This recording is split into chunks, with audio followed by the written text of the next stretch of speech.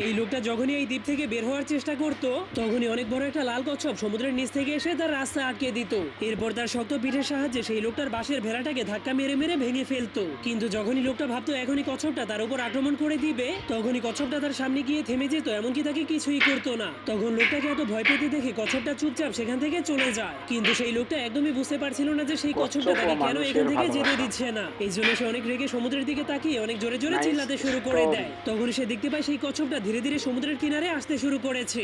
যা দেখার পর লোকটা ভাবতে শুরু করে মনে হয় এটাই তার প্রতিশোধ নেওয়ার সঠিক সময়। এই জন্য সে অনেক রেগে পাহাড়ের উপর থেকে নামতে শুরু করে দেয়। এরপর নিচ থেকে একটা বাঁশ উঠিয়ে কচ্ছপটার মাথায় অনেক জোরে একটা বাড়ি মেরে দেয়। কিন্তু তা দেখে মনে হচ্ছিল কচ্ছপটা একটুও ব্যথা পায়নি। এই জন্য সে কচ্ছপটাকে উল্টে দেয় যাতে সে সেখান থেকে পালাতে না পারে। কিন্তু এরপর সে কচ্ছপটার উপরে উঠে তাকে থুতু মেরে তাকে সেই রোদের মধ্যে ফেলেই চলে যায়। যার কারণে কচ্ছপটা চুপচাপ সব অত্যাচার সহ্য করার পরেও সেই লোকটাকে কিছুই বলে না। কিন্তু তবুও লোকটা সেই দ্বীপ থেকে পালাতে পারছিল না, যার ফলে